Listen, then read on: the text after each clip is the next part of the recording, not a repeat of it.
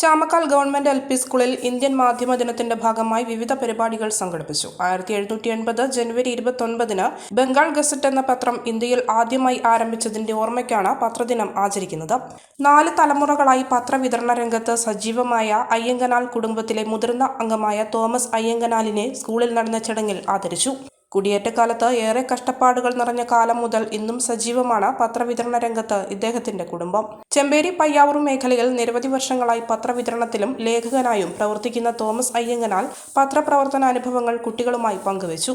സാങ്കേതിക രംഗത്തെ മാറ്റങ്ങൾ പത്രവിതരണ രംഗത്ത് അദ്ദേഹം പ്രത്യേക ആപ്പ് ഉപയോഗിച്ച് പ്രയോജനപ്പെടുത്തുന്നതും കുട്ടികൾക്ക് കൗതുകമായി. ഇതോടനുബന്ധിച്ച് വിദ്യാലയത്തിൽ വിവിധ പത്രങ്ങളുടെ പ്രദർശനവും സംഘടിപ്പിച്ചു. പ്രവർത്തനങ്ങൾക്ക് സ്കൂൾ പ്രധാനാധ്യാപകൻ E P. Jayaprakash, K A. Ancy, S M C chairman K G. Shibu, mother P T A president Soumya Dinesh, Josmi Jose, T V. Deepa, M D. Madhusoodanan, T. Swapna, Sonia Thomas, Amitha Babu, Rajani Rince എന്നിവർ നേതൃത്വം നൽകി. 16 പത്രങ്ങൾ വിതരണം ചെയ്തിട്ടുണ്ട്. അപ്പൊ നമ്മൾ കാണുന്നത് എത്ര 2-3 കണ്ടിട്ടില്ല അല്ലേ? അപ്പം ചേട്ടൻ വിതരണം ചെയ്ത പത്രങ്ങൾ മൊത്തം ഇന്ന് കൊടുത്തിട്ടുണ്ട്. എല്ലാം ഉണ്ടാവില്ലേ? അത് നമുക്കിവിടെ ഇന്നത്തെ തന്നെ.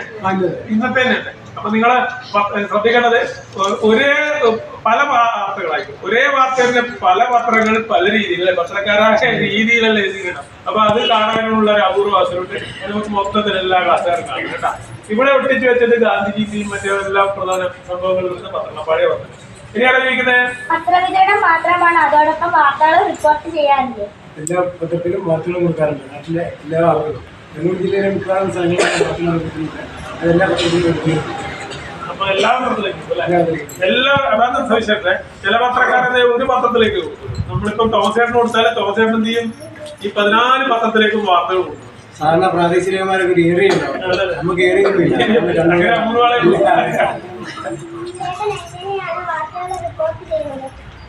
നേരത്തെ പത്രത്തിൽ എഴുതിയിട്ട് വാർത്ത ബുക്കിലൊക്കെ കൊടുത്തേക്ക് എഴുതിയിട്ടില്ല. ഇപ്പം കമ്പ്യൂട്ടറിലേക്ക് എഴുതി.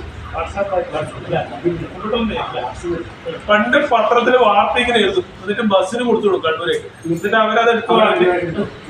അവരതെടുത്ത് കൊണ്ടുപോയി വായിച്ച് അത് ടൈപ്പ് ചെയ്തിലാക്കും. ഇപ്പൊ അതൊന്നും വേണ്ട. നമുക്ക് എന്ത് ചെയ്യാം?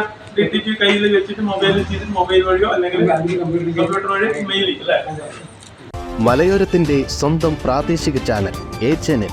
നിങ്ങളുടെ നാട്ടിലെ വാർത്തകളും വിശേഷങ്ങളും ഞങ്ങളെ അറിയിക്കുവാൻ വിളിക്കൂ 9447691771 9074215391.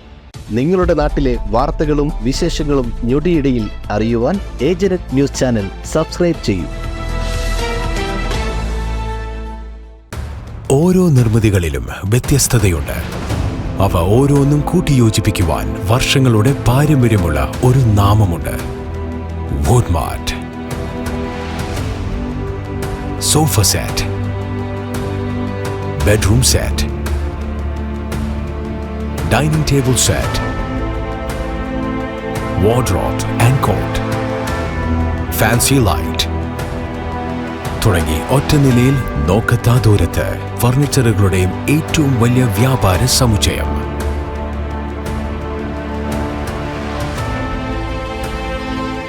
Woodmart, Edu Road, Madatiel, Irati Road, Mattanur.